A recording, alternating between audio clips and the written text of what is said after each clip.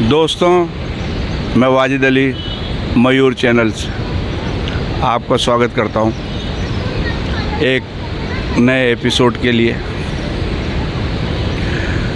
दोस्तों, हमारा जो भारत देश है ये पूरी दुनिया में अपनी एक बेहतरीन क्वालिटी रखता है, और बेहतरीन क्वालिटी इसलिए रखता है कि यहाँ पर जो भी इसको चलाने वाले, इसको स्वाधीनता दिलाने वाले, इसको आज़ाद कराने वाले लोग आए, वो निस्वार्थ आए, अच्छे आए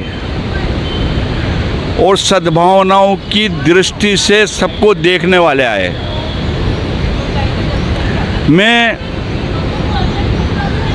आपको राजनीति के कुछ पहलुओं पे, मैं विशेषज्ञ नहीं हूँ राजनीति का, लेकिन जो मैं कुरान पाक में पढ़ा है मैंने कि राजनीति के लिए क्या ज़रूरी है और राजनीति में आगे जाने के लिए क्या ज़रूरी होता है।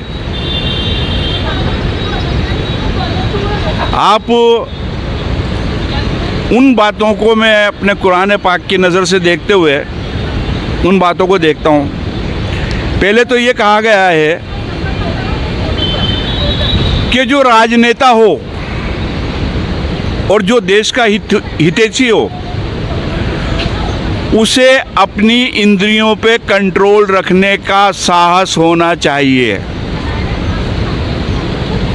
उसे अपनी इंद्रियों पे, अपनी लालसाओं पे कंट्रोल होने का साहस होना चाहिए। दूसरी चीज़, उसके अंदर सत्य, सद्भावना, सर्वधर्म के प्रति लगाव होना चाहिए।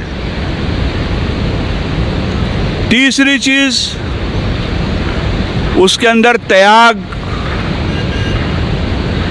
तपस्या और दूसरे की मार्मिक भावनाओं का समझने का इख्तियार होना चाहिए। चौथी चीज़ जो है राजनेता की विशेषता, ये होना चाहिए कि उसके चेहरे पे कभी गुस्सा ना आए। अगर उसका विरोधी कोई भी उसका विरोध करता है या उसे उकसाने की कोशिश करता है या उसे गुस्सा दिलाने की कोशिश करता है, तो उसे किसी भी प्रकार का गुस्सा ना आए और वो उसका मुस्कुराते हुए, हंसते हुए उसका जवाब दे। ये गुण राजनेता में होने अति आवश्यक हैं। वो जब चाहे और जितनी सी देर चाहे उतनी सी देर ही गुस्सा करके अपने गुस्से को ख़त्म करके नॉर्मल कर ले, और जिस पर चाहे उसी पे करे, अनावश्यक न करे, किसी के प्रति जो है द्वेष न रखे, विरोधाभास न रखे किसी के प्रति, अपने कार्य के प्रति अपनी लगन रखे। ये जो तमाम चीज़ें कुरान पाक में आई हैं, ये चीज़ें आज मुझे हिंदू समुदाय के राजनेताओं में स्पष्ट दिखाई दे रही हैं। मैं महात्मा गांधी की तरफ जब के चरित्र को देखता हूँ तो सारी चीज़ें नज़र आती हैं। मैं जब स्वर्गीय माननीय अटल बिहारी वाजपेयी जी की तरफ देखता हूँ तो वो चीज़ें नज़र आती हैं, स्पष्टता नज़र आती है। मैं जब जो है इस बात को जो है लोग सोशल मीडिया वाले ये जो भी हैं वो अनर्गल बातें करके हमारे प्रधानमंत्री जी को जाने क्या क्या कह रहे हैं, जो भी कह रहे हैं, और वो हो सकता है क्यों कह रहे हैं उनके बारे में नहीं विश्लेषण नहीं करता मैं, लेकिन कट कर दो। तो जो भी क्रिटिसाइज़ कर रहे हैं मैं उसे सही नहीं मानता। वो कर रहे हैं, अपने मन से कर रहे हैं, क्या सोच के कर रहे हैं उस पर भी बात नहीं करता, जो भी कर रहे हो। किंतु राजनीति के उद्देश्य ये नहीं है। हमारे माननीय सार्वजनिक मंत्री श्री नितिन गडकरी साहब, आप उनकी राजनीति देखिए, स्पष्टता, कंटिन्यूटी में रहना, हर चीज़ को हर एंगल से देखना, सबके प्रति सद्भावना बना के रखना, किसी के प्रति द्वेष न रखना, किसी के विरोधाभास नहीं बोलना। किसी भी समाज का व्यक्ति उनके पास आता है तो उससे बिल्कुल उसी तरह से स्पष्टता से बात करना, उनके साथ सहानुभूति रखना। और पूरे भारत के अंदर जो वर्क उन्होंने किया है, जिस तरह सड़कों के निर्माण किए हैं, उन्होंने सिर्फ ये नहीं किया कि राज्य के लिए किया है, पूरे भारत के अंदर। इसलिए नहीं कि उनको बहुत बड़ा वो उनका कर्तव्य निभाते हुए उन्होंने किया है। वो उनको देखता हूँ तो वो छवि नज़र आ रही है मुझे। फिर जब मैं आता हूँ अटल बिहारी जी पे, माननीय अटल बिहारी इतने स्पष्टवादी कि जब कोई समझौता होता है, कोई वार्ता होती है तो कांग्रेस पार्टी उन्हें बीजेपी होने के बावजूद पाकिस्तान भेजती है कॉन्फ्रेंस में। ये योग्यता है, ये योग्यता है। अब मैं बात करता हूं हमारे माननीय लोकसभा अध्यक्ष श्री ओम बिरला जी की। बिल्कुल नीचे से उठ के ऊपर की तरफ आए। आज उनकी उपलब्धि लोकसभा का स्पीकर बनना कोई बच्चों का खेल नहीं है। ये कोई खिलौना नहीं है, ये खरीदा भी नहीं जा सकता।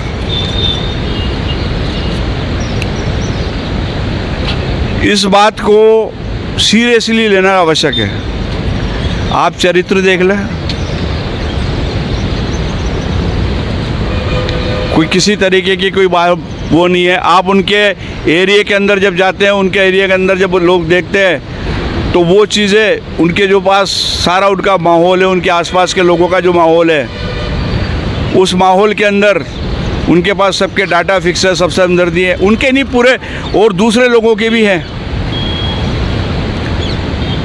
उन्होंने ही फिर अपने अंदर से एक और व्यक्ति चुना है जिनका नाम है संदीप शर्मा। आज उनको देखिए, मैं खुद मुस्लिम लोगों से मिला हूँ, वो लोग उसकी तारीफ़ कर रहे हैं।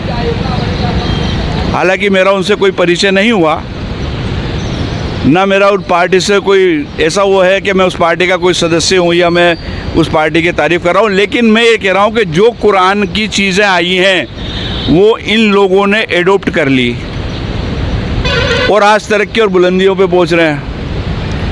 अब हम देखते हैं हमारे मुस्लिम समाज को। आज हमारे मुस्लिम समाज के अंदर में एक भी ऐसा नेता नहीं है जो कि उन चीज़ों को एडोप्ट करके मुस्लिम समुदाय के लिए अच्छे काम कर रहा हो। मुस्लिम समुदाय में अगर वो लोग, कुछ लोग इनसे मिलके और इनके साथ लग भी जाते हैं तो वो भीड़ दिखा के सिर्फ अपने घर को बनाने की गरज से, और उनका उद्देश्य कितना होता है, मात्र मस्जिद का सदर बन जाऊं, लोगों की नज़र में आ जाऊं, प्लेट लगा लूं, अपने छोटे छोटे विजिटिंग कार्ड छपा लूं।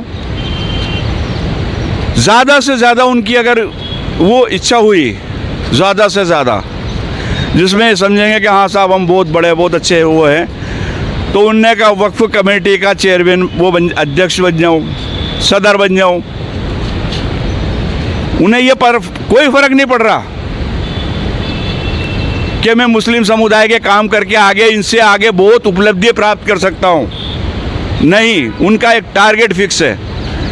उनने कहा मैं यहाँ आ जाऊँगा और यहाँ आने के बाद में मुझे मालूम है फलानी जगह पे फलानी ज़मीन ये पड़ी है और इससे इतना पैसा आ जाएगा। और ये हमारे जो मुस्लिम मोअज्जिज़ बने हुए लोग हैं, जो अपने आप को कह रहे हैं कि हम सब मुस्लिम रहनुमा हैं, हम मुस्लिमों के लिए सोचते हैं, जो स्टेज पे आकर बड़े बड़ी लंबी लंबी बातें करते हैं, वो कभी ये नहीं देखते कि हम मुस्लिम समाज के लिए क्या करें। एक तकरीर करने भी आएंगे तो मीनू डिसाइड करेंगे। पहले ये देखेंगे कि हमें बुला कौन रहा है, हमारे लिए होटल का एसी का कमरा है कि नहीं हमारे पास, आने जाने में ट्रेन के लिए या प्लेन के लिए हमें क्या सुविधा मिल रही है। और आके बहुत अच्छी तरीके से, बहुत बेहतरीन तरीके से और कहेंगे हो हम मुसलमानों के साथ यूँ है और मुसलमानों को, अबे मुसलमानों को क्या करना चाहिए ये नीचे उतर के ज़मीन पे प्लेटफार्म पे देख, ये देख कि कुरान क्या कह रहा है। मीनू सेट करने के लिए कुरान ने नहीं कहा,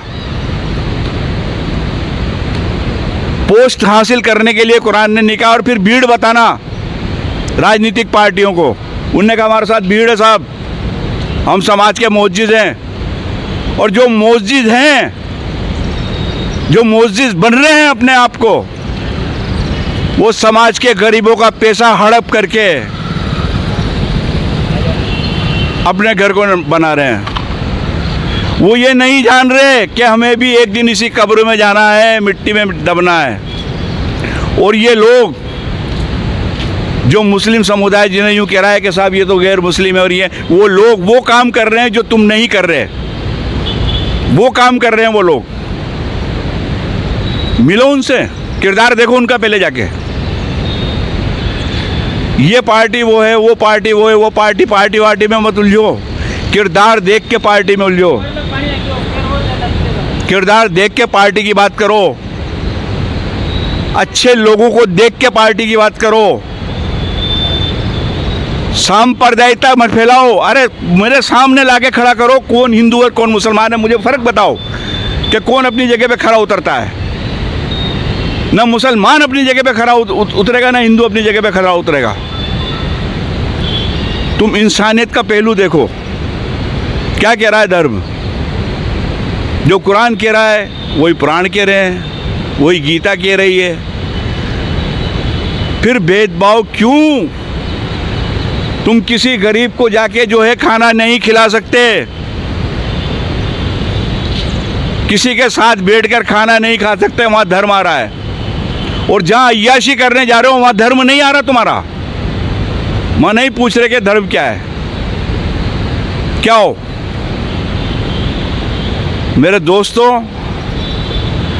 लोगों को पहचानो, उन लोगों की कद्र करो और उन लोगों के साथ जुड़ो, उनकी हिमायत करो। वो भी तुम्हारे अपने हैं, वो तुम्हारे से अलग नहीं है। फ़र्क इतना है कि तुम्हारी सोच अलग है। जय हिंद, जय भारत।